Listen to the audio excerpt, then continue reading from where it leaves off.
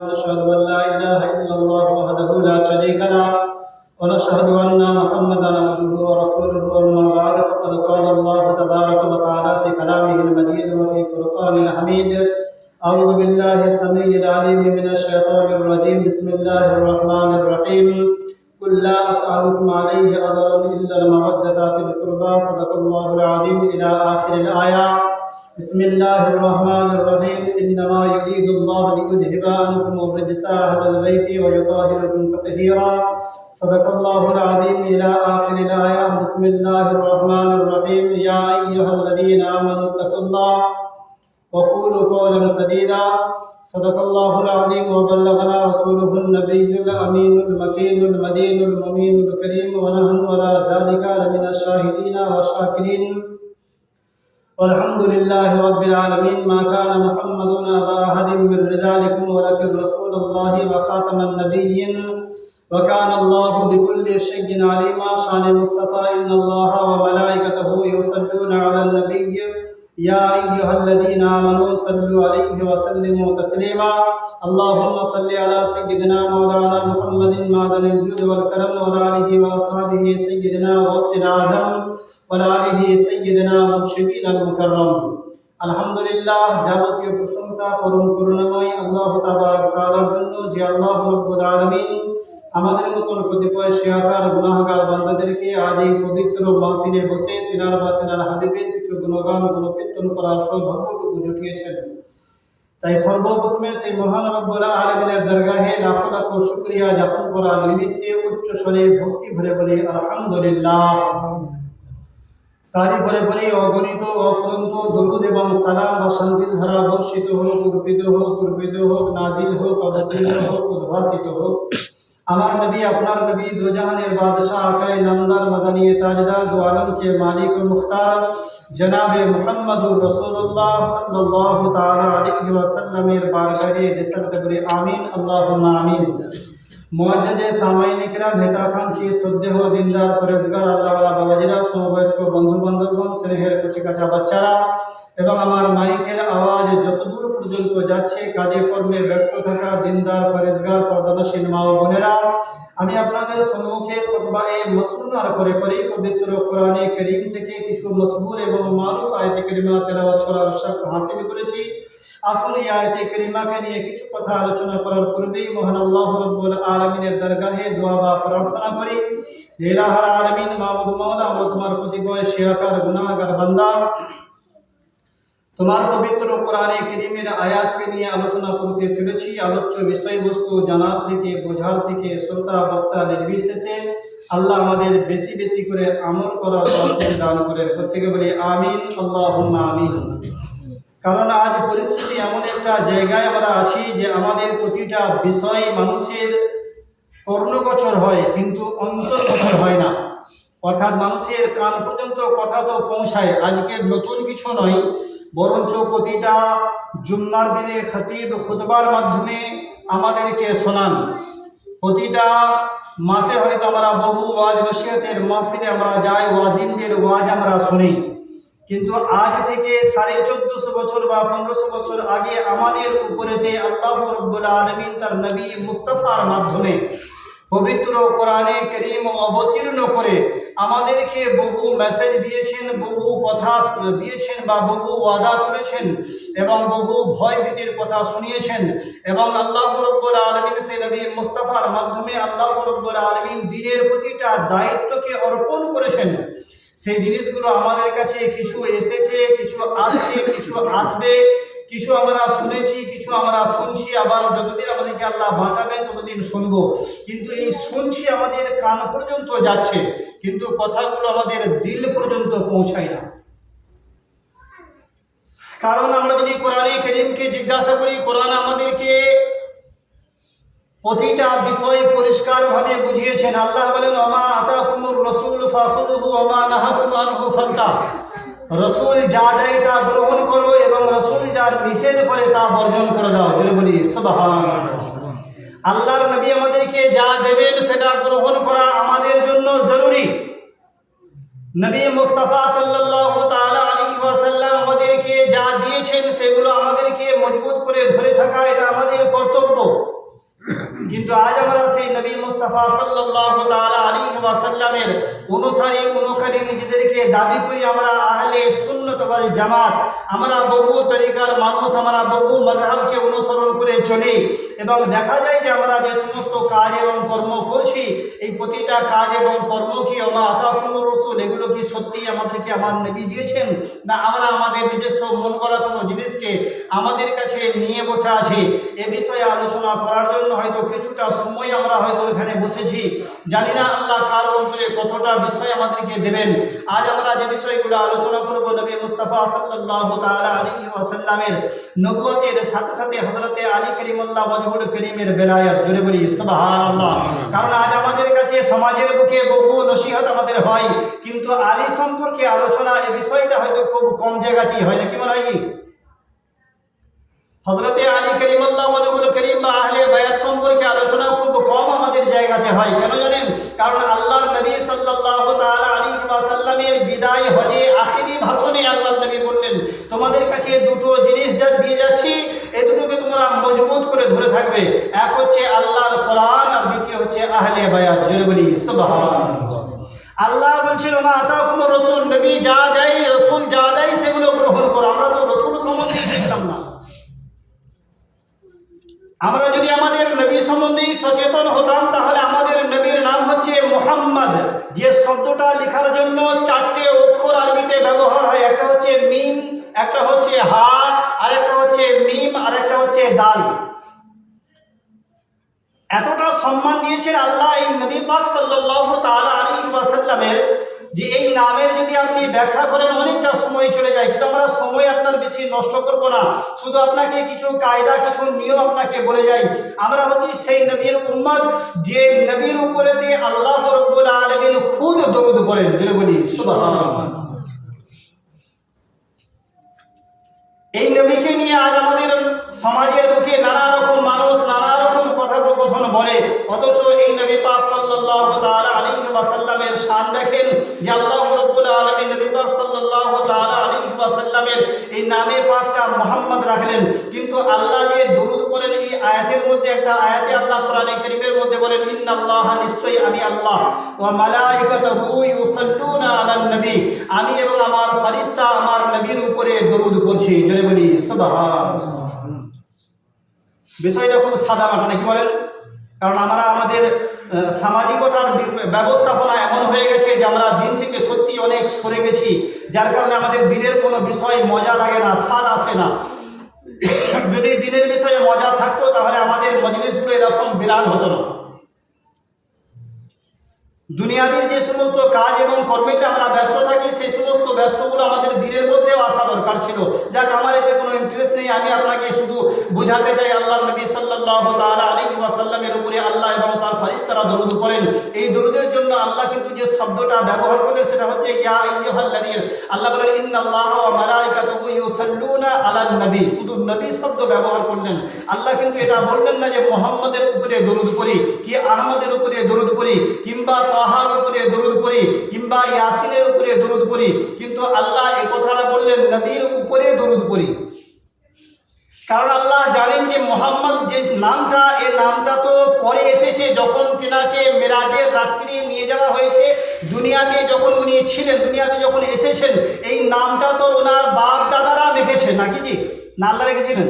আল্লাহ জানতেন, কিন্তু নামটা রাখা হয়েছে দুনিয়াতে আসার পর।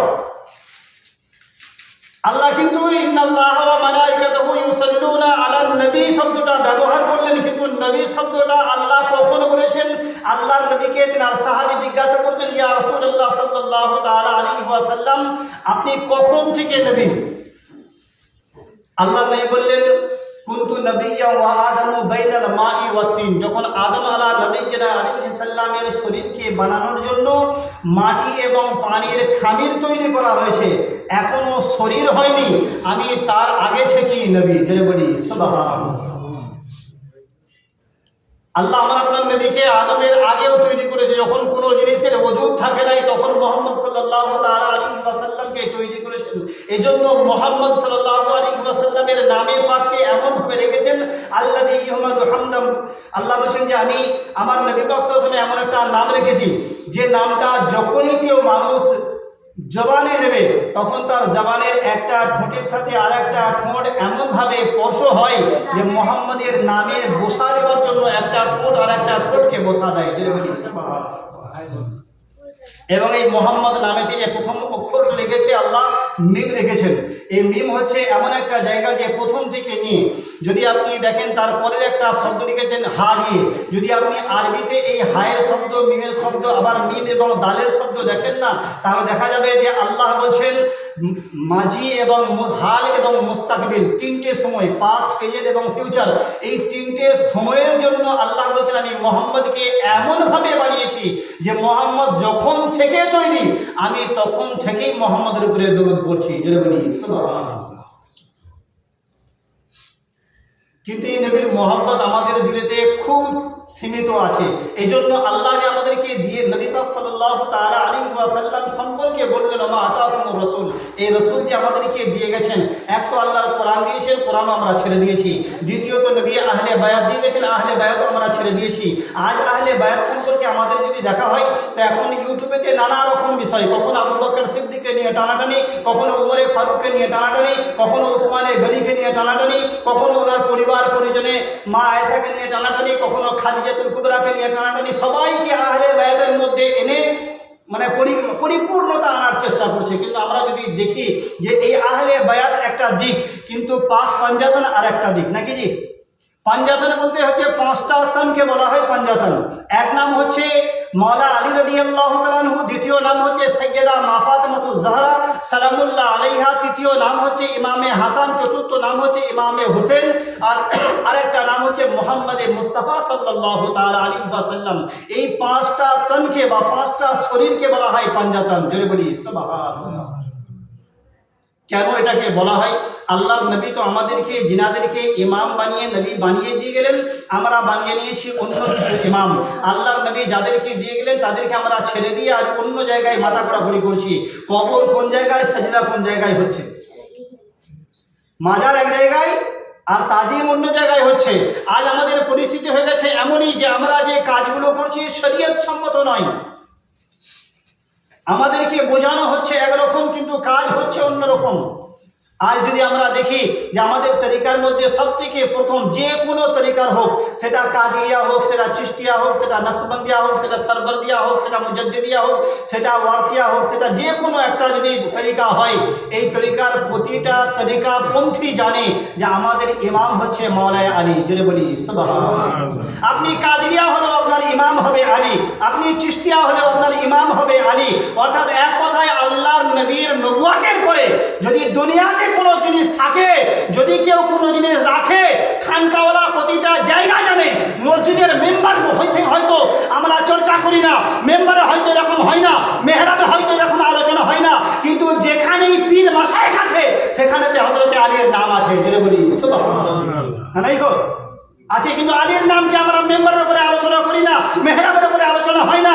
আর যখন আলোচনা করা হয়, আল্লাহ আমাদেরকে শিক্ষা দিয়েছেন ইয়া আইয়ুহাল্লাযীনা আমানু তাকুল্লাহ, আয় ঈমানওয়ালা বিশ্বাসীরা তোমরা আল্লাহ আমাকে ভয় করো, ওয়া কুনু মা'আস সাদিকিন, এবং যখন যা কিছু বলবে তখন তোমরা সত্যবাদীদের সাথী হয়ে যাও। জোরে বলি সুবহানাল্লাহ। আবার কোন জায়গায় আল্লাহ বলেন ওয়া কুলু কওলান সাদীদা, এবং যা কিছু তুমি বলো সত্য কথাগুলো বলো, মিথ্যা দিয়ে ঢাকা দিও না। আল্লাহর নবী যদি তোমাকে কোরআনের পরে আহলে বায়াত দিয়ে যায়, কোরআনের পরে যদি হাসানকে দিয়ে যায়, কোরআনের পরে তোমাকে যদি হুসেন দিয়ে যায়, কোরআনের পরে তোমাকে জয়নুল আবেদিন দিয়ে যায়, কোরআনের পরে ইমামে বাকের দিয়ে যায়, কোরআনের পরে ইমামে জাফর দিয়ে যায়, কোরআনের পরে সাদেক দিয়ে যায়, কোরআনের পরে আলী আসকান দিয়ে যায়, কোরআনের পরে যদি ইমাম মেহদি দিয়ে যায়, তুমি অন্য কাউকে নয়, যা মুহাম্মদ দিয়েছে সেটা তুমি গ্রহণ করে নাও। বলে বলি সুবহানাল্লাহ। কথা বলা হবে না?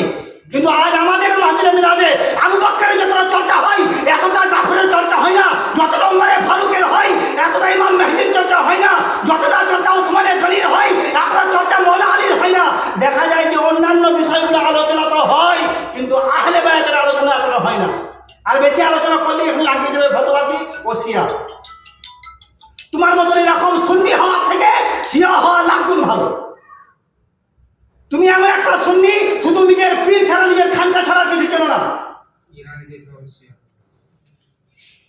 তুমি তোমার পীর ছাড়া, তোমার খানকা ছাড়া, তোমার দরবার ছাড়া অন্য কিচ্ছু তুমি চেনো না গো। আহলে বায়াতের নাম বললেই তুমি খালি বলবে শিয়া হয়ে গেছে।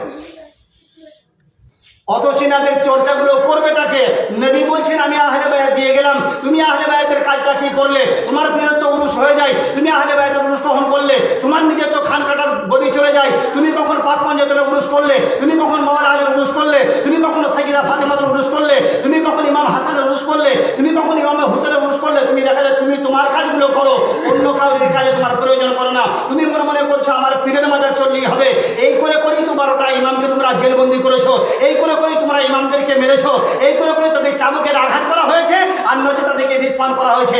আল্লাহর কসম উঠিয়ে বলছি, যতগুলো আপনি কিতাব করবেন, যত আপনি নেট ঘাঁটবেন, যত আপনি ঘাটাঘাটি করবেন, দেখবেন যে কত সমস্ত ইমামদের মধ্যে থেকে 12টা ইমামকে, যে তাদের নাম আমি বললাম, এই 12টা ইমামকে এরা এরকম করে হত্যা করেছে।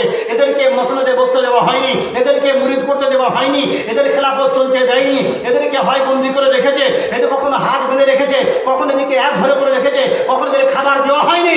এই দেওয়া হয়নি, কিন্তু এরা সমস্ত কাজই তো করছে। কিন্তু আল্লাহর কি শান ও সম্মান দেখেন। যদি আমাদের হিন্দুস্তানের বুকে একজন বলি এসেছেন, নাম তার খাজা মাইনুদ্দিন চিশতি রহমাতুল্লাহ আলাইহি, জোরে বলি সুবহানাল্লাহ। আর দুটো সুন্নতকে এরা কোনোদিন বাদ দিতে পারে নাই।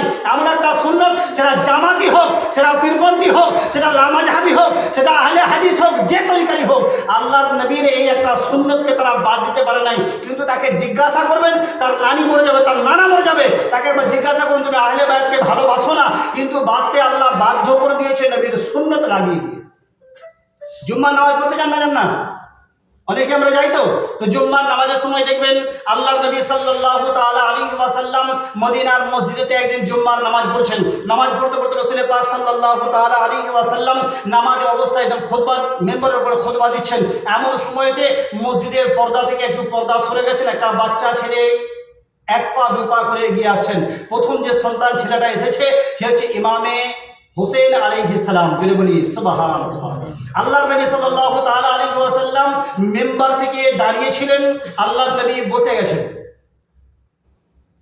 কিছুটা মানে এক পা দু পা এগিয়ে এসেছেন, পিছনেতে আরেকজন ইমাম ইমামে হুসেন আলাইহিস সালাম এসেছেন। দুনো ভাই আস্তে আস্তে হেঁটে হেঁটে আসছেন, একটু খালি হোঁচট খাবে না, কিচ্ছু না, খালি একটু টলে গেছেন। রাস্তায় চলতে টলাটলি করে না, এরকম এক টলাটলি ভাবটা এসেছে। আল্লাহর নবী প্রথম তো দাঁড়িয়েছিলেন, দেখে বসে পড়েছেন। যখন একটু টলা ভাব এসেছে, আল্লাহর নবী সঙ্গে সঙ্গে মেম্বার ছেলেদেরকে কোলে নিয়ে নিয়েছিলেন। কথাটা গায়ে কেউ নেবেন না, খালি ভাবেন কতগুলো লোক ছিল তো, ওখান থেকে একটা বাচ্চা ছেলে যদি আসে শেষ মাথা থেকে, তা আমি কি বলবো? ভাই ধরুন, এটা বলবো না? ভাই আমার ছেলেটা যাতে পড়ে না যায়, ধরে নেন তো, এটা বলবো তো? জি, আল্লাহ নবী কাউকে কোনো কথা বলেন নাই। আবু বকর ধরে নাও, উমর ধরে নাও, উসমান ধরে নাও, তালহা ধরে নাও, জুবাইর ধরে নাও, নবী বলতে পারতেন না? জিনিসটা ভাববার আছে। আজ আপনাকে আপনার মেম্বার থেকে এমন কিছু জিনিস শোনানো হচ্ছে, কাল আপনি ওয়ারিস পাকের নামটা পর্যন্ত ভুলে যাবেন। কেন জানেন? কারণ আপনার প্রতিটা কাজ সেই ইমাম সাহেবই করে। কারণ আপনি আপনার ওয়ারিস সিলসিলাকে টিকিয়ে রাখার জন্য দুটো জিনিস খালি করেন, এক হচ্ছে ফাতিহা, দ্বিতীয় হচ্ছে কাওয়ালিয়া, তৃতীয় হচ্ছে খাওয়া। আপনার মিলাদটা করবে একটা আলেম থাকবে না কো, আপনার জানাজাটা করবে একটা আলেম পাবেন না কো, আপনার বিরিয়ানি পাকার জন্য 16 জন লোক পেয়ে যাবেন, কিন্তু কবর কাটার 4 জন পাবেন না কো। কেন বলুন তো? কারণ আমরা তালিম থেকে দূরে আছি, আমরা শিক্ষা থেকে দূরে আছি। আজ নুরুল মরেছে, কালকে সুরুল মরবে, আজকে হাফিজ মরেছে, কালকে নাদিম মরবে, না মরবে না কো? তা আমাদের সিলসিলা বাজবে না কমবে? আস্তে আস্তে চলে যাবে। পুরনো লোক যখন চলে যাবে, নতুন যখন প্রজন্ম আসবে, তারা কি শুনবে?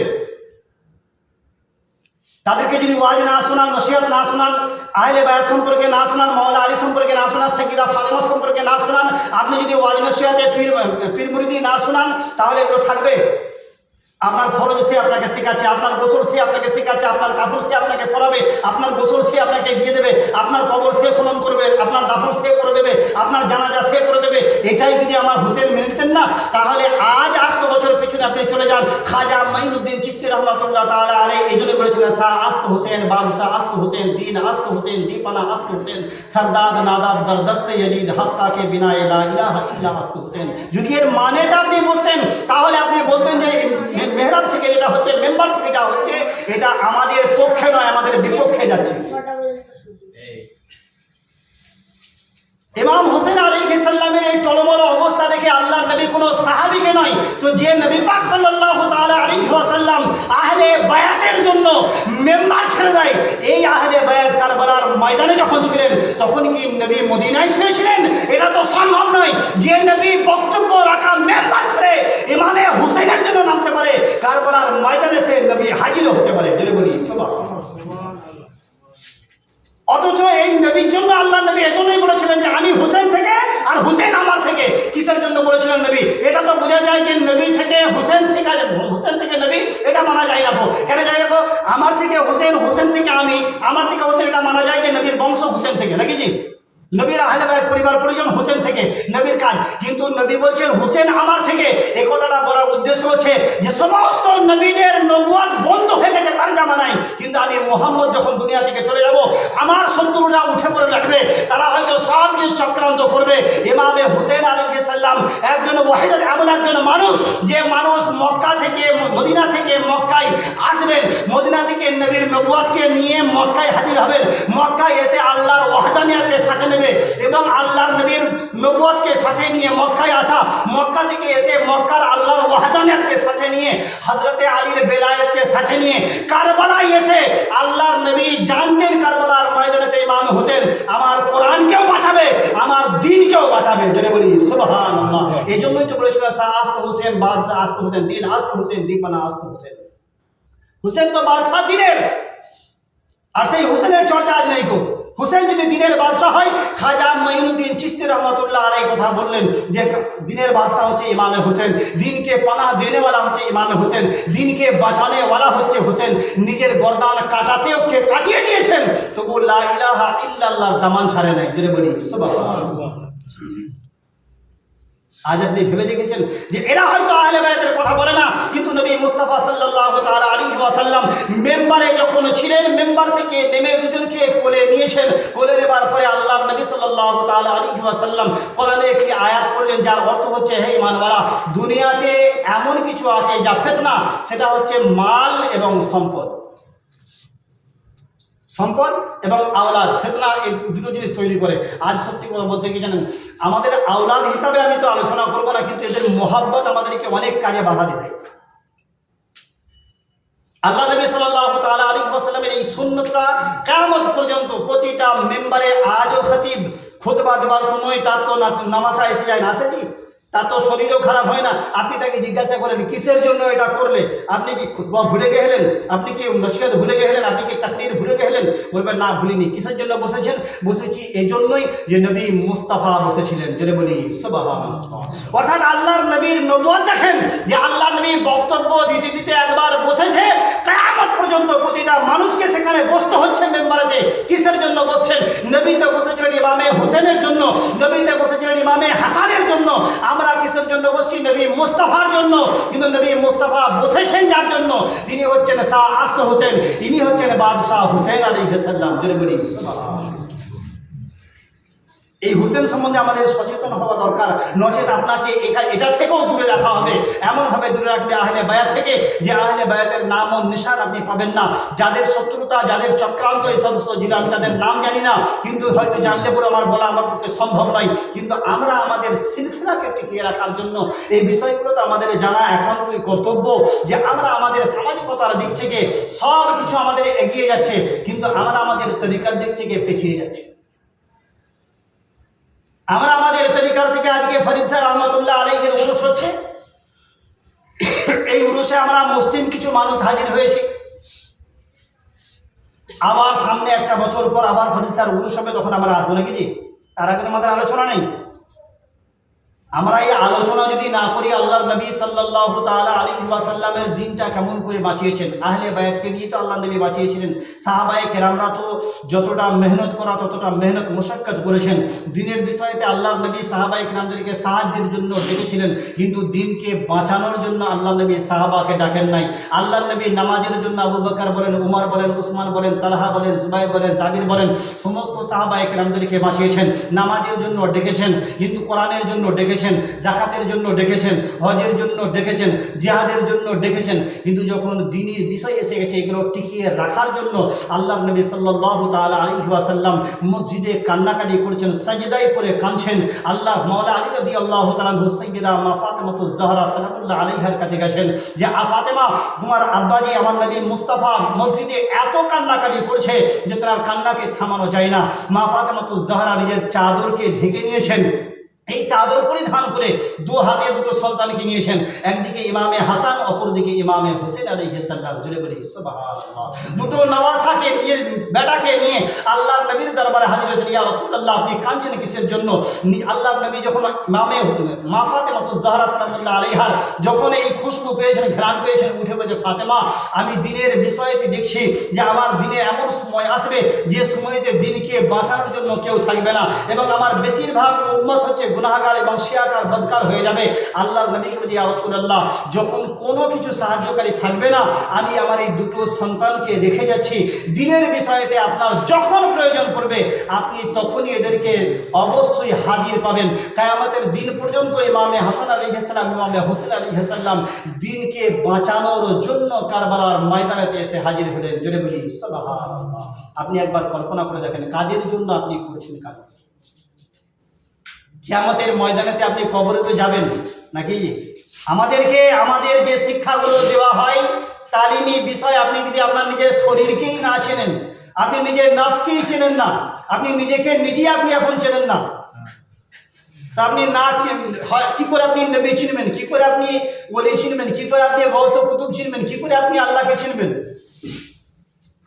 চেনার জন্য তো আপনাকে হালকায় বসা দরকার, তালিমে বসা দরকার, নসিহতে বসা দরকার।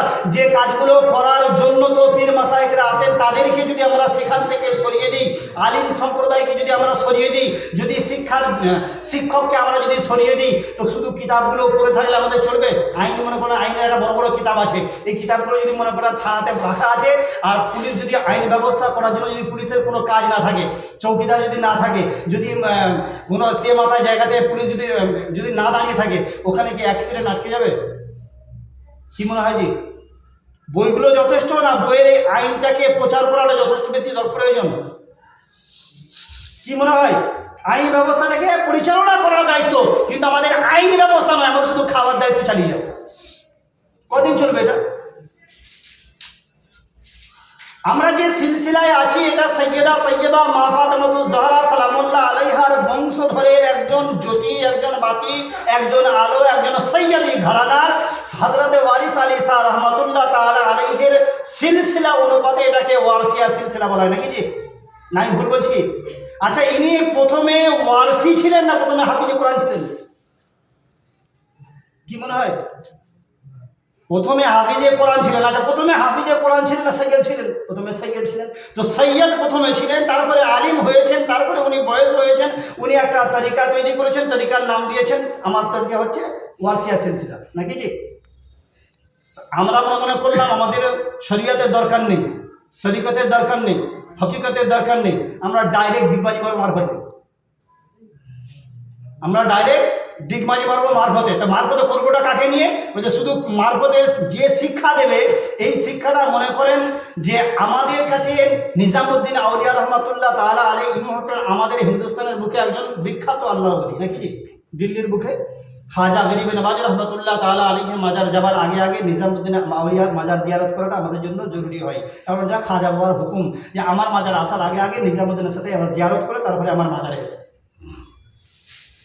এই নিজামুদ্দিন আউলিয়া কাওয়ালিকে প্রচুর ভালোবাসতেন। সকাল সন্ধ্যে যদি কাওয়ালি বলতে কোন জিনিসটা, আমাদের তো কাওয়ালি হয় না, আমাদের বেশিরভাগ বাওয়ালি হয় নাকি জি? আসলে কাওয়ালি এটাকে থেকে বলা হয় সামা। তো সামার যে রাগ, সামার যে নিয়ম, সামার নিয়মের মধ্যে 7টা নিয়ম আছে। 7টা নিয়মের মধ্যে 1 নম্বর নিয়মটা বলি, ইমান হওয়া, বালেগ হওয়া, সুন্নি হওয়া এবং শরীয়ত মোতাবেক পোশাক পরা জরুরি। কথা বুঝে এসছে? মানে যে সে আসবে, এসে কাওয়ালি করতে গেল, সে কাওয়ালি নিজেও মতলব বোঝে না, করতো আপনাকে কি করে বোঝাবে? নিজামুদ্দিন আউলিয়া রহমতুল্লাহ আলাইহির জীবনী হচ্ছে, উনি যখন বাদশাহ যখন ওনার কাওয়ালির উপরে পাবন্দ লাগিয়ে দিয়েছেন, উনি মোনাজেরা করার জন্য যে মোনাজেরা করার জন্য বই কিতাবপত্র লাগবে না গো। যদি সত্যি বাস্তবে এটা হয়ে থাকে তাহলে আমি নিজামুদ্দিন যে কোনো একটা ঘরের ভিতরে তুমি সামার যন্ত্রপাতি রেখে দাও, আমি শুধু ঢুকবো, যদি ওখানে সামার আওয়াজ অটোমেটিক তৈরি হয় তাহলে আমি সত্যের উপরে আছি। যে বলি সুবহানাল্লাহ। কোনো কাওয়ালরা যখন কাওয়াল করতে নারাজ তো খাজা নিজামুদ্দিন আউলিয়া রহমাতুল্লাহ আলাইহি ঘরে ঢুকলে সামার আওয়াজ অটোমেটিক তৈরি হতো। আর আমাদের হচ্ছে তৈরি করার জন্য নোট ছুটতে হয় নাকি বাবা? ও যত আপনি নোট ছুটবেন তত একই ছন্দ বারবার করবে। এত বড় বড় কাওয়ালদার আমি দেখেছি, কিন্তু একটা কাওয়ালদারকে দেখিনি জানাজার নামাজের জন্য 4টে দোয়া বলতে হয়, এটা বলে দিয়েছে। বলেছে শরীয়তের বিধানে যদি কমসে কম আপনি যদি মনে মনে করেন আপনার ছেলেটার আপনার মেয়েটার বিয়ে একজন পড়াবে, সেই বিয়ে যাকে পড়াবে যিনি পড়াচ্ছেন ইনি কোন বংশের, কোন খাতিব, কোন তরিকার লোক, এর ইমান আসে কিনা, যদি না থাকে তাহলে আপনি নিজেকে হুসেনি বলছেন। যদি ইয়াজিদের লোক এসে আপনার বেটির বিয়ে পড়ায়, বিয়েটা হবে না হবে না? ফতোয়াটা আপনি নিজে বা যাচাই করুন। যাকে আপনি জায়েজ মনে করছেন না, যাকে আপনি হারাম মনে করছেন, যাকে আপনি বেদাতি মনে করছেন, যাকে আপনি মুশরিক মনে করছেন, যাকে আপনি কাফির মনে করছেন, এই কাফিরটা যদি এসে একটা মুরগি জবাই করে দেয়, সেই জবাই করা জিনিসটা খাওয়া চলবে কিনা আমাদের জানা দরকার নেই। মানে আমাদের যে কেউ একটা ছুরি চালিয়ে দিলেই হলো, আর বিসমিল্লাহ আল্লাহু আকবার না বললেও চলবে, শুধু জবাই হয়েছে তো ব্যাস, এটাই আমাদের জন্য চলে। কিন্তু আমার একবার দেখবো না, মা উহিল্লা বিহি লিগাইরিল্লাহ, আল্লাহ বলছে আল্লাহ ব্যতীত অন্য কাউরির নামে জবাই করা জিনিসটা তোমাদের জন্য হারাম। আমরা আমাদের যদি হালাল এবং হারামের তামিজ না করতে পারি তাহলে আমরা তো এখনো নাবালক যে আমরা পায়খানার পেশাবের মধ্যে পার্থক্য বুঝি না, যে পায়খানা এবং পেশাবটা গায়ে মাখলে পরে নামাজ হবে না হবে না, পেশাবটা গায়ে মাখলে নামাজ হবে না হবে না, লাগলে পরে নামাজ পড়া চলবে কি চলবে না। যদি এতটুকু জ্ঞান আমাদের মধ্যে এসে যায় তাহলে আমরা হালাল এবং হারামের তামিজ পেয়ে যাব, যে আমাদের যে কাজগুলো আমরা করছি এরা শরীয়ত সম্মত কি না। এগুলো যদি শরীয়ত সম্মত হয় তাহলে আজকে 800 বছর পরেতে যদি 900 বছর, 1000 বছর, 1100 বছর, 1200 বছর কিংবা 1300 বছর, 1400 বছর দেখেন আল্লাহ নবী এই কাজগুলো করেছেন। যারা করতেন তাদের শান এবং সম্মানটা একবার দিকে লক্ষ্য করে দেখেন, এবং তারা যে কাজটা করতেন কতক্ষণ সময় পর্যন্ত করতেন, কি মিকদারে করতেন, তাদের সময় কেমন ছিল, সেইগুলো যদি আপনি সামনে আনেন তাহলে অনেক বিষয় ক্লিয়ার হয়ে যাবে। যে আপনি যে তরিকায় হোক না কেন আপনার তরিকাটা থাকবে মাওলা আলী করিমুল্লাহ ওয়াজহুল করিমের সাথে, যার চেহারাটা দেখাও হচ্ছে ইবাদত। জোরে বলি সুবহানাল্লাহ। কার চেহারা? মাওলা আলীর চেহারা দেখা ইবাদত। কিন্তু আমাদের জন্য তো চেহারা দেখা আমাদের পক্ষে সম্ভব নয়। এই জন্য আল্লাহ নবী সাল্লাল্লাহু তাআলা আলাইহি ওয়াসাল্লাম বললেন তার জিকির করাটাও হচ্ছে ইবাদত। জোরে বলি সুবহানাল্লাহ। এবং তাকে মহব্বত করে, যদি কেউ জিকির নাও করতে পারে, এমন পরিস্থিতি হয়ে গেল যে আলীর কথা বললে পরে হয়তো আপনার উপরে ফতোয়া পড়বে, আলী রাদিয়াল্লাহু তাআলা আনহুর জিকির আজকার করতে গেলে হয়তো আপনাকে কেউ কোনো কথা বলবে, হয়তো এমন একটা পরিস্থিতি তৈরি হলে সমস্ত দুনিয়াটা আপনার বিপক্ষে চলে গেছে। আল্লাহ নবী বলেন শুধু আলীকে মহব্বত করো তাহলেও তুমি ইমানদার, এটা ইবাদত। জোরে বলি সুবহানাল্লাহ। কিন্তু ইবাদতটা করবেন কি করে? যে আলীকে খেলাফত থেকে দূরে সরিয়ে রাখা হয়েছে, যে আলীকে ইমামত থেকে দূরে সরিয়ে রাখা হয়েছে, যে আলীর ঘরের সামনেতে কুসংস্কারভাবে কোনো কাজ করা হয়েছে, যে আলীর ঘরেতে অনাচার অত্যাচার করা হয়েছে। বড় বড় কিতাব লিখছেন যে আল্লাহর নবী ইন্তেকাল করার পর থেকে মাওলা আলীর খানদান বা খানদানের উপরে শুধু অত্যাচারই হয়েছে, অনাচার হয়েছে, অবিচার হয়েছে। তাকে বাধ্য করা হয়েছে মক্কা থেকে বেরিয়ে যেতে মদিনায়, মদিনা থেকে বাধ্য করা হয়েছে তাকে বেরিয়ে যেতে কারবালায়, কারবালা আসতে তিনি বাধ্য হয়েছেন এবং তার মুখোশগুলো খুলে গেছে। যে কাল সেখানে মারার মধ্যে যারা শহীদ করেছেন তারা কোনো জামাতি, ওয়াহাবি, কাদিয়ানি, রাফিজি, খালিজি থাকে নাই, বরং সবাই সাহাবী রাসূলের ছেলে, নাহলে তার নাতি, নাহলে তার নওয়াসা, নাহলে তার বেটা, নাহলে তার ভাইপো, নাহলে তার চাচা, এছাড়া আদার্স অন্য কেউ থাকে নাই। ছিল জি? কি মনে হয় যারা মেরেছে তারা কে মুসলমান নয়? তাদের খেমাতে আজান হয় নাই, তাদের খেমায় নামাজ হয় নাই, তাদের খেলায় খুতবা হয় নাই, তাদের কি জুম্মা হয় নাই, তাদের কি হাফেজ সাহেব থাকে নাই, তাদের কি কারি সাহেব থাকে নাই, তাদের কি মুফতি থাকে নাই, সব কিছু ছিল। কেন হোসেন তাদের পিছনে যায় নাই? তারা তো ৭২,০০০ ছিল, কিন্তু তো মাত্র ৭২ জন, তারা ২২,০০০ ছিল, এমনি তো ৭২ জন। কোনো অসুবিধা ছিল? অটোমেটিকটা ঢুকে দেওয়া দরকার। আমরা মনে হচ্ছে আমরা এই মুসলিম কজন আছে শুধু মারামারি করবো? কি ভালোই বাসেন আপনি। দেবানগরের যদি ঘটনা শোনেন না, দেবার চারদিকে সবাই হিন্দু নাকি জি? আমাদের হাজী ওয়ারিস আলী সাহেব রহমাতুল্লাহ তাআলা আলাইহি এসে ওখানে দিন প্রচার করতে এসেছিলেন না অন্য কিছু? নেশাপুর থেকে উনি যে এখানে এসেছেন, আসার পরে এখানে যে থেকে গেলেন সফর করে, তো এখানে আসার উদ্দেশ্যটা কি ছিল? যে দেওয়ানগরেতে ইসলাম প্রচার হোক, এই জন্যই তো নাকি জি? মানুষদেরকে ঘুরিয়ে ঘুরিয়ে আনা, ফিরিয়ে ফিরিয়ে আনা, তাদেরকে নিজের কারামত দেখানো, এমনকি বাইজিকে পর্যন্ত কলমা পড়িয়ে মুসলমান করেছেন না করেন নাই? আজ আমরা যদি ভাবি না শুধু মানবিকতা, শুধু মানবিকতা, শুধু মানবিকতা, ভেবে ভেবে দেখবেন যে একদিন আপনার দেশটাও ফিলিস্তিন হয়ে যাবে, যেখানে শুধু অজু করার পানি তো দূরের, বসে খাওয়া পানি তো দূরের কথা, অজু করার জন্য পানি পাবেন না, শুধু তায়াম্মুম করতে হবে। আপনি আপনার নামাজ তো কোনো গুরুত্বই নেই, আমাদের তায়াম্মুম করতে হলেই বা নামাজের গুরুত্ব ইমামে হোসেনের কাছে ছিল,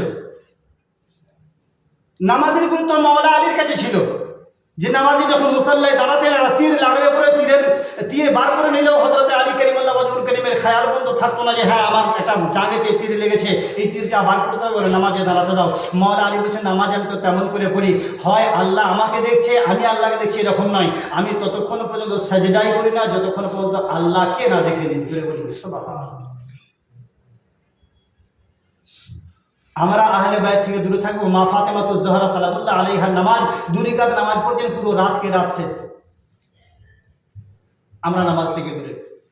যাদের নামাজ কবুল হওয়া দরকার, যাদের আহলে বাইতের মোহব্বত নিয়ে নামাজ, নামাজের ভিতরে আহলে বাইতের মোহব্বত, নচেত নামাজই আপনার হবে না গো। আপনি দরুদে ইব্রাহিম পড়েন, আপনি দরুদে ইব্রাহিম পড়ছেন আল্লাহুম্মা সাল্লি আলা মুহাম্মাদিন ওয়া আলা আলি মুহাম্মাদিন কামা সাল্লাইতা আলা ইব্রাহিম, আপনি দরুদ পড়ছেন যে আল্লাহ মুহাম্মদ এবং তার আল আওলাদের উপরে রহমত এবং বরকত দাও। আল আওলাদ কারা? নবী পাক সাল্লাল্লাহু তাআলা আলাইহি ওয়াসাল্লামের আল আওলাদ তো ইমামে হাসান, ইমামে হোসেন, মা ফাতেমাতুজ জাহরা, মাওলা আলী কারিমাল্লাহ ওয়াজহুল কারীম, ইনারা তো আল্লাহর নবীর আহলে বাইত এবং পরিবার পরিজন। তো ইনাদের উপরে দরুদ পড়া নামাজের ভিতরে জায়েজ হয়ে গেছে। এদের মহব্বতটা কতটা জরুরি আপনি দেখেন। এবং আল্লাহ কোরআন বলছে কুল্লা আসআলুকুম আলাইহি আজরান ইল্লা আল মাওয়াদ্দাতা ফিল কুরবা, নবী আপনার সাথে আমার সামনে মুখাতিব হয়ে আল্লাহ রাব্বুল আলামিন নবীকে বলছেন নবী যা চাইবে সেটা তো চেয়ে নাও। কিন্তু আল্লাহর নবীর কাছে কিছু লোক এসেছেন, আসার পরে জিজ্ঞাসা করছেন ইয়া রাসূলুল্লাহ আপনার জন্য খাবার এনেছি, আপনার জন্য সামান এনেছি, আপনার জন্য ফল এনেছি, আপনার জন্য চাদর এনেছি, আপনার জন্য জুব্বা এনেছি, আপনার জন্য কামিজ এনেছি, আপনার জন্য ফল ফ্রুট এনেছি, আপনার জন্য টাকা পয়সা এনেছি, আপনার জন্য সম্পত্তি এনেছি, আপনার জন্য ধন দৌলত নিয়ে এসেছি। আল্লাহর নবী ঘর থেকে বেরিয়েছেন, বলেন আমি আপনি কি করতাম যদি আমাদের জন্য খাবার আনা হতো, আমরা খুশি হতাম না হতাম না? কি মনে হয় যে আমাদের জন্য যদি কেউ টাকা পয়সা নিয়ে আসে, খাবার নিয়ে আসে, খুশি হয় না? আমরা আহলে বায়াতকে এত মহব্বত করি। আহলে বায়াত মহব্বত করার নাম এত সহজ জিনিস না। যদিও আমাদের খানকা ছাড়া আদার্স অন্য কোনো খানকায় খুব কমই পাওয়া যায়, চিশতিয়া এবং এই ওয়ারসিয়া ছাড়া অন্য কোনো খানকায় মাওলা আলীর উরুস হয় না, অন্য কোনো খানকাতে মা ফাতেমার উরুস হয় না, অন্য কোনো খানকাতে ইমাম হাসান হোসেনের ফাতিয়া হয় না, অন্য কোনো অনেক খানকা আছে যে খানকাতে শুধু নিজেদের পীরদের ছাড়া অন্য কোনো জিনিসের এত গল্প গুজব থাকে না, থাকে না। কিন্তু আমাদের আছে আলহামদুলিল্লাহ, খুব ভালো জিনিস, কিন্তু আমরা সীমিত করে দিয়েছি। জিনাদের আলোচনা করব না, আমাদের কাছে হাজি ওয়ারিস আলী স্যার রহমতুল্লাহ, আমি কাওয়ালি অনেকদিন ধরে শুনছি, এখানে কোনোদিন শুধু ওয়ারিস পিয়ার নামটুকু আছে, জীবনী আছে না, আছে কি শুনেছেন? আমরা যেটাকে নিয়ে করব, আমাদের মূল জিনিস আমরা ছেড়ে দিয়ে ফ্যাংরা নিয়ে মাতামাতি, কাঠি নিয়ে মাতামাতি, লাঠি নিয়ে মাতামাতি, গাছের মূল যদি না বাঁচে আপনি গাছটা থেকে কি পাবেন?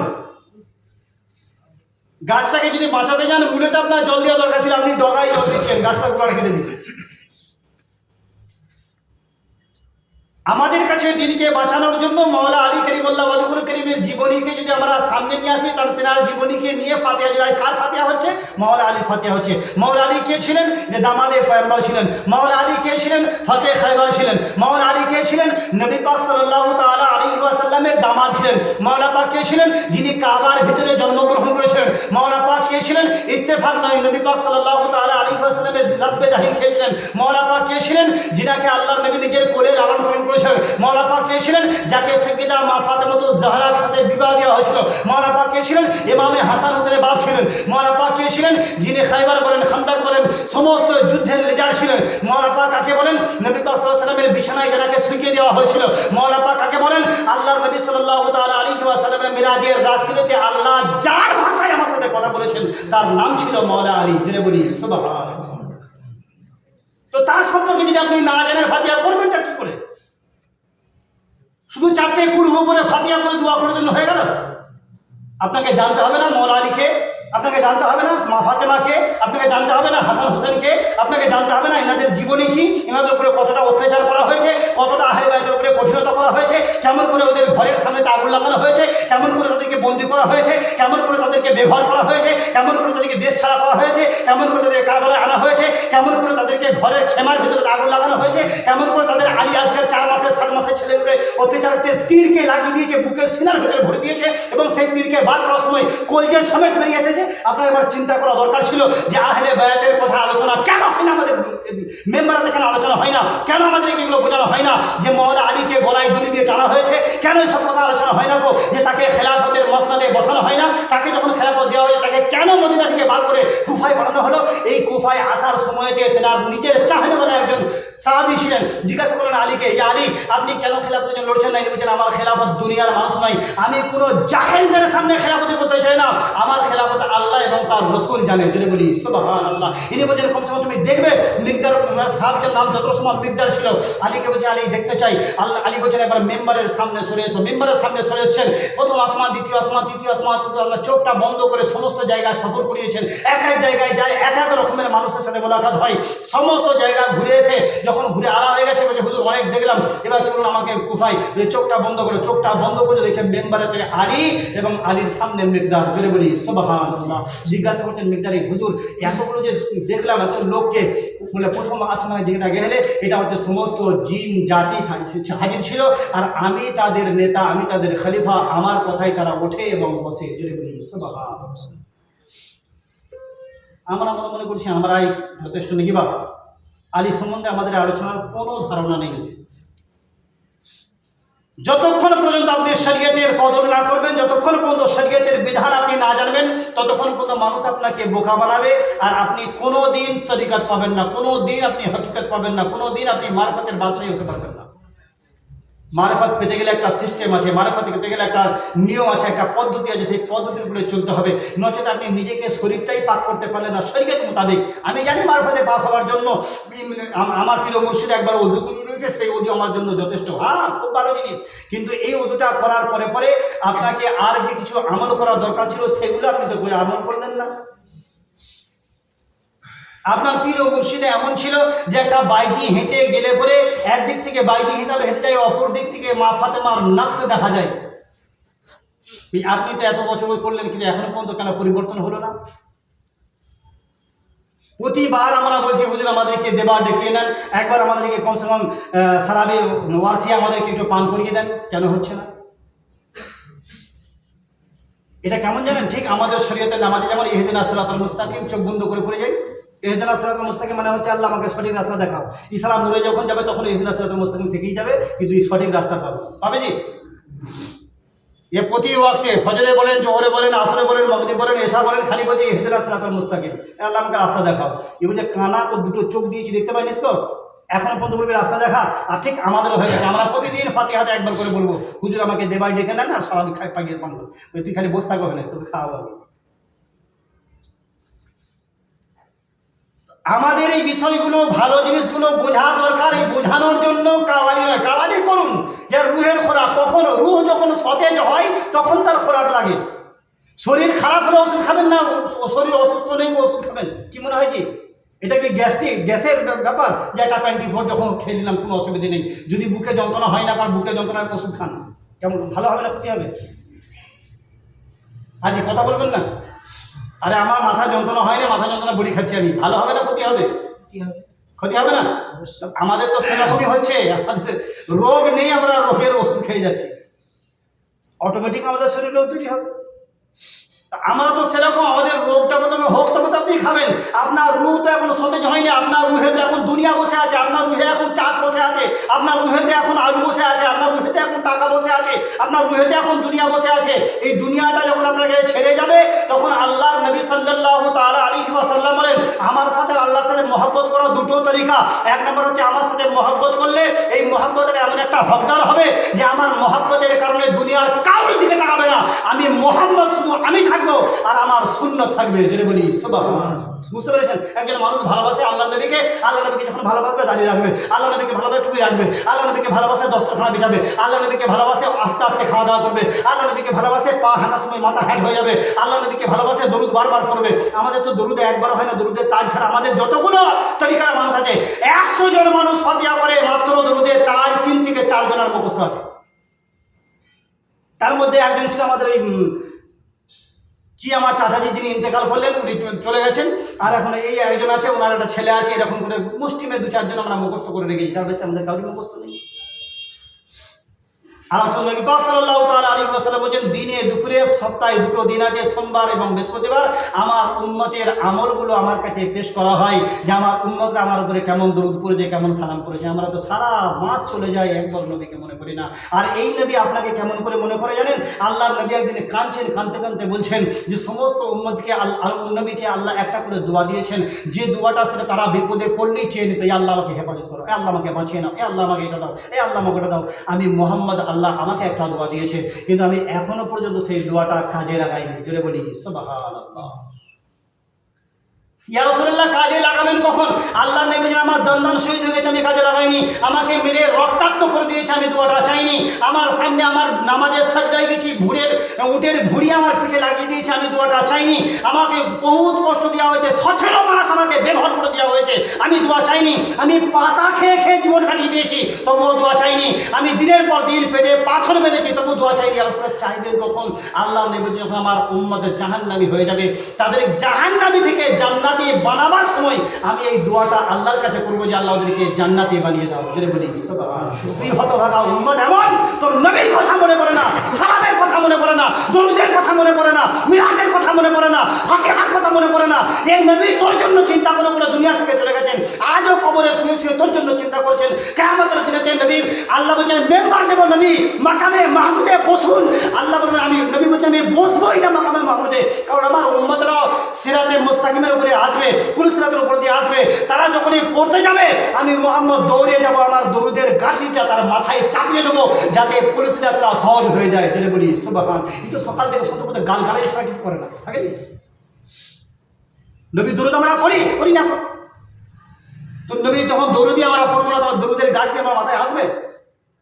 জিবরাইল বলছে, ইয়া রাসূলুল্লাহ, যে আপনাকে সত্যি মহব্বত করবে, তাই আমাদের ময়দানে পুলিশ রাতের দিনে যখন পুলিশরা দেখবে, তারা চুলের থেকে সরু খুরের থেকে ধার এত তেজওয়ালা থাকবে, যারা প্রকৃতপক্ষে আপনার উম্মত হবে। আমি জিবরাইল আপনাকে মিরাজের রাত্রিরে ওয়াদা করছি যে আপনার উম্মত পা পুলিশ রাতে রাখার আগে আগে আমি জিবরাইল আমার পরটা বিছিয়ে দেবো, আমার ডানাগুলো বিছিয়ে দেবো। ধরে বলি সুবহানাল্লাহ। আমরা রাতের পর রাত আমাদের ইউটিউব ঘাটার সময় আছে, ফেসবুক ঘাটার সময় আছে, টুইটার ঘাটার সময় আছে, কিন্তু নিজের শরীরটাকে পাক করে একবার 100 বার দরুদ পড়বো নবীর উপরে, এটা একবার ভাবি না। নবী তাকিয়ে থাকে আমার উম্মত এই করবে, হয়তো আজ পড়ে কাল পড়বে, এখন পড়ে একটু পরে পড়বে, জোহরে পড়ে আসরে পড়বে, আসরে পড়ে মাগরিবে পড়বে, মাগরিবে পড়ে রাত্রে তো সবার সঙ্গে আমাকে একবার মনে করে দরুদ পড়বে। আর নবীকে দরুদ পড়লে পরে নবী সারা দেন।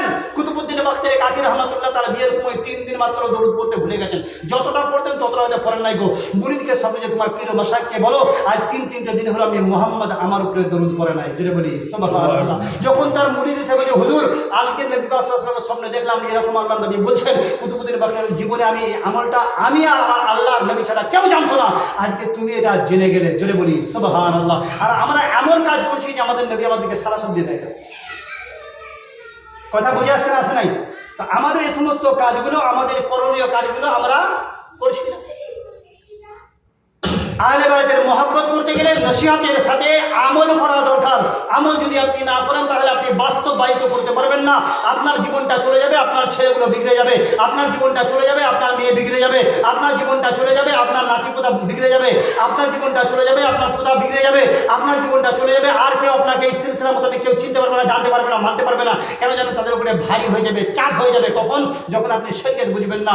অথচ এই দিনকে বাঁচানোর জন্য মাত্র 72 জন ছিল, যে 72 জনের মেহনতে আজ ঘরে ঘরে কোরআনও আছে, ঘরে ঘরে নামাজও আছে। জোরে বলি সুবহান। আপনি নিজেকে মুসলিম মনে করবেন না, আপনি মনে করুন যে আপনি যেদিকে যান না কেন আপনি বেওয়ারিস নয়, বরঞ্চ আপনি ওয়ারিসি, আপনার পেছনে ওয়ারিস আছে। জোরে বলি সুবহান।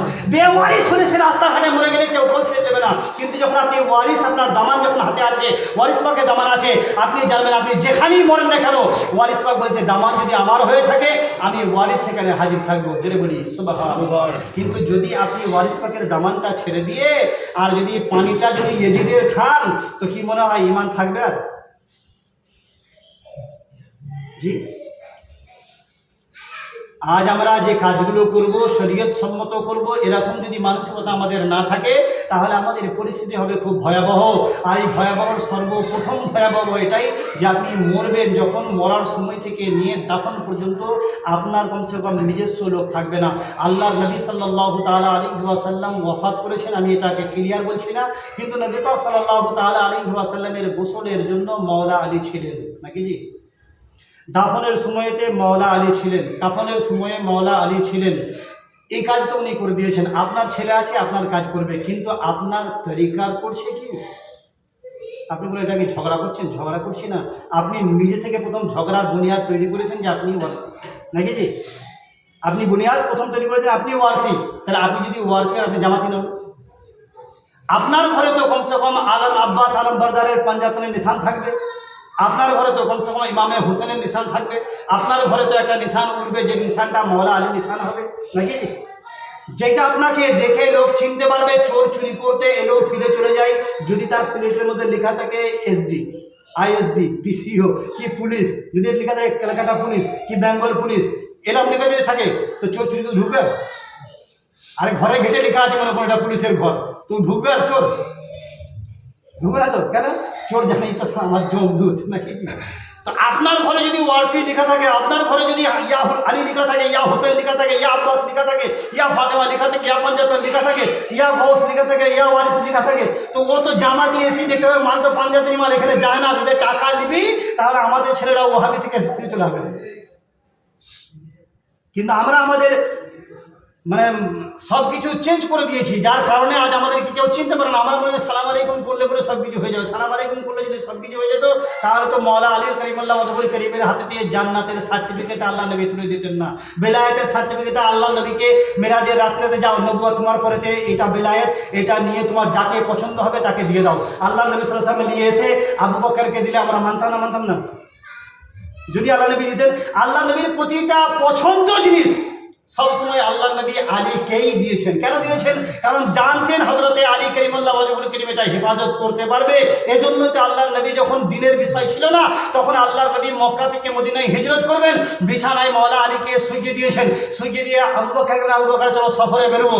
সফরে বার হবার আগেতে মওলা আলীকে বিছানায় যেই শুইয়েছেন, মওলা আলী কাছে ইয়া রাসূলুল্লাহ আজকে এই শোয়ার কথাটা বিছানায় শোয়ার জন্য কিসের জন্য শুতে দিচ্ছেন? আল্লাহ নবীকে বলছেন, আলী বলছেন আলীর এরকম ব্যাপার, আজকে বিছানায় শো, 40 জন লোক বা 20 জন লোক এসে আমাকে হত্যা করবে। তো আল্লাহ মওলা আলী বলছে আমি যদি এখানে শুই তাহলে আপনি বেঁচে যাবেন। আল্লাহ নবী সাল্লাল্লাহু তাআলা আলাইহি ওয়াসাল্লাম বলছে, হ্যাঁ আলী তুমি যদি এখানে শো তাহলে আমি হিজরত করব। আর যারা এসে এটা দেখেছে তারা বলছে মুহাম্মাদের বিছানায় আলী শুয়েছে না মুহাম্মদ শুয়েছে, এটা কাফেররাও চিনতে পারে না। জোরে বলি সুবহানাল্লাহ। আমানতের দায়িত্ব আল্লাহর নবী মওলা আলীকে দিয়ে বলেন আমার বিছানায় শোনা, অন্য কোনো সাহাবী দিতে পারতেন না? আরে কাল সকালবেলায় আমানতগুলো দিয়ে চলে যাবে মদিনায়, এগুলো বলতে পারছেন, কিন্তু হযরতে আলীকেই কেন দিলেন? এটাও কি ইত্তেফাক? কাবা শরীফ থেকে বুতগুলোকে ভাঙবে অন্য কোনো সাহাবীকে না, আলীকেই কেন ডাকলেন যে তুমি আমার কাঁধে চেপে বুত ভেঙে দাও? এটাও কি ইত্তেফাক? আল্লাহ নবী সাল্লাল্লাহু তাআলা আলাইহি ওয়াসাল্লাম প্রথমবার কাবার ভিতরেতে মওলা আলী জন্মগ্রহণ করেছেন, 3 দিন কোনো খাবার ভেতরে যায়নি, ভেতর থেকে কোনো খাবার আসে নাই, অথচ নবী বলছেন জান্নাতে খাবার ফাতেমার কাছে পৌঁছানো হয়েছে। জোরে বলি সুবহানাল্লাহ। এটাও কি ইত্তেফাক? এগুলো কি আমাদের জানার প্রয়োজন নেই গো? যে কেন এই সাহাবী রাসূল যারা দাবি করছে তারা কেন আজ জয়নুল আবেদিনকে হত্যা করলো, কেন আজকে ইমাম বাকিরকে হত্যা করলো, কেন ইমামে সাদিককে হত্যা করলো, কেন জাফরকে হত্যা করলো, কেন আলী আসগরকে বন্দী করা হয়েছিল, কেন আলী হাসান আসকারীকে কেন তলোয়ারের উপরে নয় এরকম নেজা 14টা 15টা নেজা দিয়েছে, নেজাটা এমনভাবে বিছিয়েছে না বল্লমগুলো, এই বল্লমের উপরে বিছানা করে তার উপরে শোবে, এতটুকু ঘরের উপরে 14টা বছর কাটিয়ে দিয়েছে। আপনি ভাবতে পারেন কারা করেছে এগুলো? মুসলমান করে হিন্দুরা করছিল? আজ আমাদের উপরে অত্যাচার কেন হচ্ছে? অন্য কেউ করে নাই, আপনার আমলের কারণে হচ্ছে। আপনি যখন থেকে আমা আতাকুমুর রাসূল ফাখুযুহু ওয়া মা নাহাকুম আনহু ফান্তাহু, আল্লাহ নবী বলেছেন রাসূল যা দেয় তা গ্রহণ করো। রাসূল তো আহলে বায়াত দিয়েছিল, আপনি আহলে বায়াতকে ধরেননি কেন? আপনি আহলে বায়াতকে ছেড়ে দিয়েছেন, এই জন্য আজ আমাদের উপরে এত অত্যাচার, এত কষ্ট, এত বিপদ আমাদের কাছে আসছে। এই জন্য আহলে বায়াতের দামানকে মজবুত করে ধরে থাকেন, যাতে আমরা ইহকাল এবং পরকালে শান্তি পাই। আল্লাহ নবীর কাছে যে সাহাবীরা এসেছিলেন না, বলে কুল্লাহ আলুকুম আলাইহি আদরুন ইন্নাল মাওয়াদাতা ফিল কুরবা, নবীর কাছে খাবার দাবার সব কিছু এনেছেন। আল্লাহ নবী সাল্লাল্লাহু তাআলা আলাইহি ওয়াসাল্লাম দু চোখের পানি ছেড়ে দিয়ে বলেছিলেন, দূর ভবিষ্যৎ আমি দেখছি আমি ইন্তেকাল করার পরেতে আমার বেটির উপরে অত্যাচার হবে, আমি ইন্তেকাল করার পরেতে আমার দামাদের উপরে অত্যাচার হবে, আমি ইন্তেকাল করার পরেতে আমার হাসানের উপরে অত্যাচার হবে, আমি ইন্তেকাল করার পরে আমার হোসেনের উপরে ইন্তেকাল হবে, অত্যাচার হবে। আল্লাহ নবী দূর ভবিষ্যৎ দেখে বলেছিলেন, আমার নামাজের জন্য, আমার রোজার জন্য, আমার দান ভাঙার জন্য, আমার রক্ত ঝরানোর জন্য, আপনার এই মেহনত মুশাক্কাতের জন্য আমি এর বিনিময়ে আজাল তোমাদেরকে যে কিচ্ছু চাই না, শুধু এতটুকু চাই যে আমার কুরবা, আমার কাছে যারা আছে, কাছে দিনের পর্যন্ত নিকটে যাদেরকে আমি বেশি ভালোবাসি, এদের একটু মহাব্বত করো। জোরে বলি সুবহানাল্লাহ। এই মহাব্বত করতে তো পয়সা লাগে না, কিন্তু আমাদের মহাব্বত অন্য বিষয় হয়ে যায়। এই জন্য আমাদের কমসে কম আহলে বায়াতের সাথে সবচেয়ে মহাব্বত করার তৌফিক দান করেন। এবং মাওলা আলী কারিমুল্লাহ ওয়াজহুল করিমের জীবন চরিত্র, সাইয়্যিদা মা ফাতেমার জীবন চরিত্র, ইমামে হাসান এবং ইমামে হোসেনের জীবন চরিত্র এবং 12টা ইমামের দ্বীনি বিষয়গুলো অবশ্যই অবশ্যই আপনি জানুন। আর জেনা যাওয়ার পরেতে প্রশ্ন করুন যে কোনো আলেমকে, অবশ্যই যেতে প্রশ্ন করবেন যে এদের বিষয়ে কেন আলোচনা হয় না, ইমামে জাফরের বিষয়ে কেন আলোচনা হয় না। তোমরা যে 4টে ইমাম বানিয়েছে, আমার তো তাদের মিথ্যা বলিনি, বলেছি যে একবারও মিথ্যা তো বলিনি। তো নবী যে 12টা ইমাম বানিয়ে গেল, এই 12টা ইমামের চর্চা কেন হচ্ছে না, মেম্বারে তাদের আলোচনা কেন হয় না, জলসায় তাদের কেন আলোচনা হয় না, তোমাদের গরুর জন্য আলোচনা হচ্ছে, তোমাদের অন্যান্য জিনিসের আলোচনা হচ্ছে, অথচ তোমরা এই বিষয়ে কেন আলোচনা করছো না। এই আলোচনা না করার কারণ হচ্ছে একটাই, যে তারা দোষী, এতে তারা যুক্ত আছে এই সমস্ত কাজে। কারণ তাদের বাদশাহ, তাদের খলিফা, তাদের কিতাব, তাদের সমস্ত বিষয়গুলো তাদের বিপক্ষে চলে যাবে। কারণ তারা যেগুলো করে গেছে এর জন্য তারা নিজেরাই দায়ী। আর এই দায়ীর কারণে আমাদেরকে আজকে বিভ্রান্তের মধ্যে ফেলে রেখে দিয়েছে, আপনাকে শরীয়তের বেড়াজালেতে জড়িয়ে রেখে দিয়েছে, যাতে আপনি আহলে বায়াত চিনতে না পারেন। এর শুধু হাদিসের বাহানা করে করে কাটায়, অথচ প্রতিটা হাদিসের মূল উদ্দেশ্য যদি আপনি দেখেন, তার নাম হচ্ছে আহলে বায়াতের রাসূল। জোরে বলি সুবহানাল্লাহ। আল্লাহর কাছে দোয়া বা প্রার্থনা করবো যে আল্লাহ আমাদের প্রতিটা বিষয় জানার থেকে, বোঝার থেকে বেশি বেশি করে আমল করার তৌফিক দান করে। প্রত্যেকে বলি আমিন। আল্লাহুম্মা আমিন। আগে দরুদ পাক করেন, আল্লাহুম্মা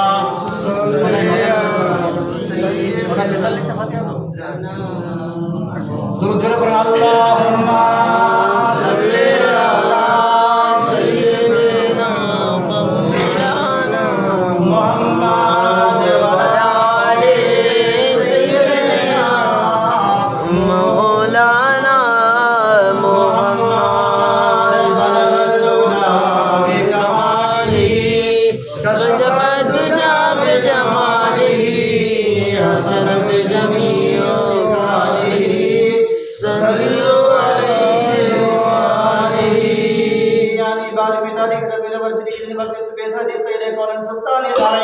जनाब